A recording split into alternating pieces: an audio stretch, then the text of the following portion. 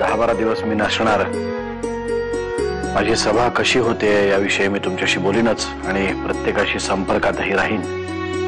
काळजी घ्या. पण आमची काळजी नको रे करूस.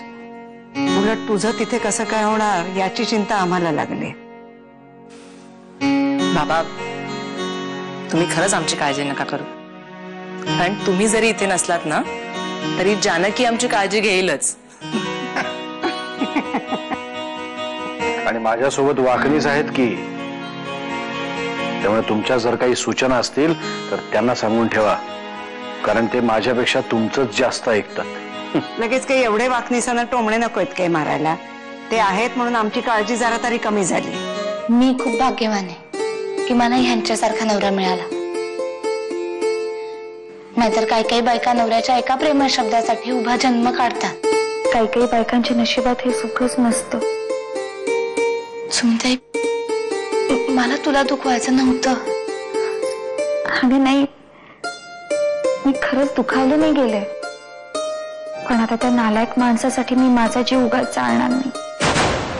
आताच हाती आलेल्या वृत्तानुसार गडचिरोलीमध्ये उग्रवाद विरोधी पोलीस दलाने एका धाडसी मोहिमेमध्ये उग्रवादी गटाचा म्होरक्या शिवप्पा याला अटक केली आहे. या मोहिमेत 3 पोलीस अधिकारी शहीद झाले आहेत तर 2 उग्रवादी मारले गेले आहेत.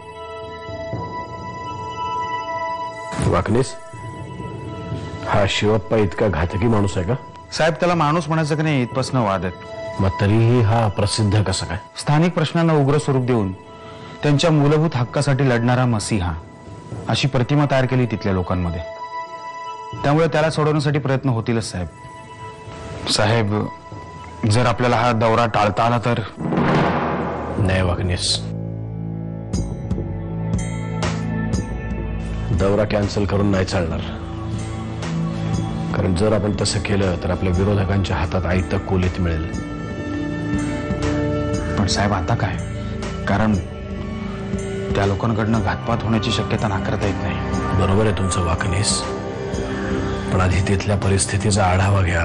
तिथल्या कार्यकर्त्यांशी, नेत्यांशी संपर्क साधा. का त्रास देताय मला? तो त्रासच संपून टाकू आपण कायमचा. घटस्फोट दे मला. नाही देणार.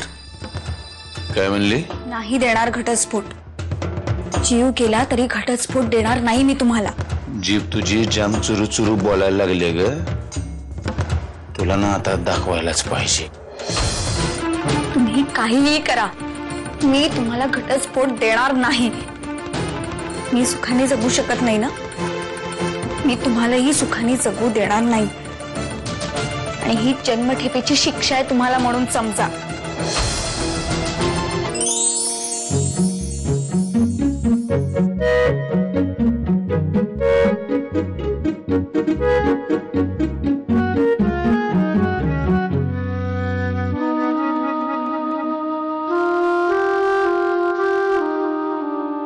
रागलंच नाही.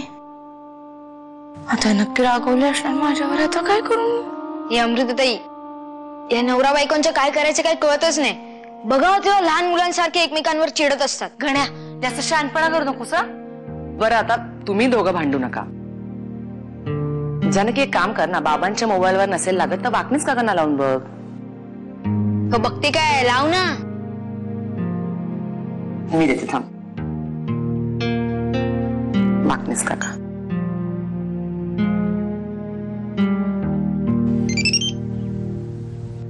हा, बोला अमृतताई. नाही नाही, मी जानकी बोलतीये. हे आहेत ना तिकडे. माझा फोन का उचलत नाहीयेत? साहेब आता स्टेजवर गेलेत. मी तिथे नाहीये, त्यामुळे नक्की नाही सांगू शकत. हे रागवलेत का माझ्यावर? नाही, मला काही नक्की माहिती नाहीये. पण सकाळी थोडे साहेब चिडलेले होते. तुमचा फोन आला तो मी सांगतो त्यांना.